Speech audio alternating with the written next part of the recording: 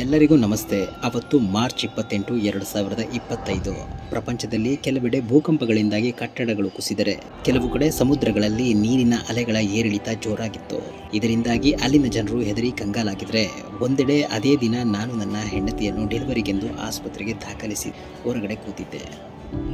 ಒಂದು ಕಡೆ ಭೂಕಂಪದಿಂದಾಗಿ ಜನರು ಗಾಬರಿಯಾಗಿದ್ದರೆ ಇಲ್ಲಿ ನಾನು ವೈದ್ಯರ ಮಾತುಗಳಿಂದಾಗಿ ಗಾಬರಿಯಾಗಿದ್ದೆ.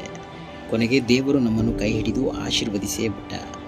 ಆಗ ಅವತ್ತಿನ ಎಲ್ಲ ಸ್ಥಿತಿಗತಿಗಳನ್ನು ನೋಡುತ್ತಿದ್ದ ನನ್ನ ಮನಸ್ಸಲ್ಲಿ ಒಂದು ಕಲ್ಪನೆ ಹುಟ್ಟಿತು. ಆ ಕಲ್ಪನೆಗಳಿಗೆ ಜೀವ ತುಂಬಿ ಇಂದು ನಿಮ್ಮ ಮುಂದೆ ತಂದಿದ್ದೇನೆ. ನೋಡಿ ಆರೈಸಿ.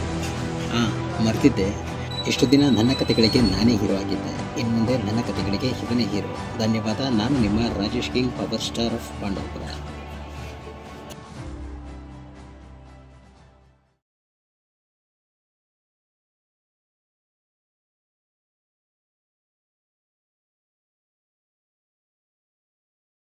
History tells us that powerful people come from powerful places.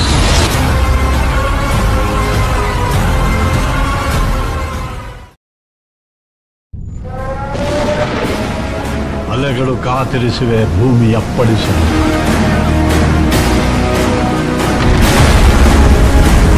Ravi ಕಾದು ಕುಳಿತಿಹನು ಅಸ್ತಮವಾದನು. ಗುಡುಗು ಸಿಡಿಲುಗಳ ದಿಬ್ಬಣ ಕಾಲು ಕೆರೆದು ತನ್ನದೇ ಬರಹಕ್ಕೆ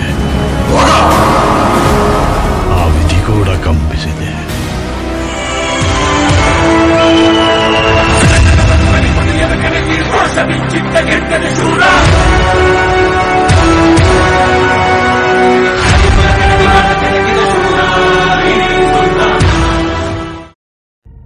ಅಂದ್ರೆ ನಿಮ್ ಹೀರೋ ಸೋತೋದ್ನಾ? ಸೋತೋದ. ಈಗೇನ್ ಮಾಡ್ತಾನೆ ನಿಮ್ ಹೀರೋ? Will he give up? ಗಾಯಗೊಂಡಿರೋ ಸಿಂಹದ ಉಸಿರು ಗರ್ಜನೆಗಿಂತ ಭಯಂಕರವಾಗಿರುತ್ತೆ.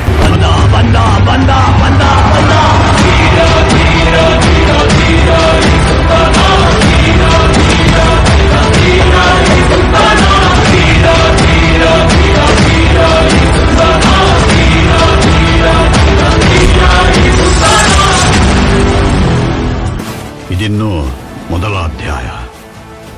ಕಥೆ ಇವಾಗ ಶುರುವಾಗ್ತಿದೆ.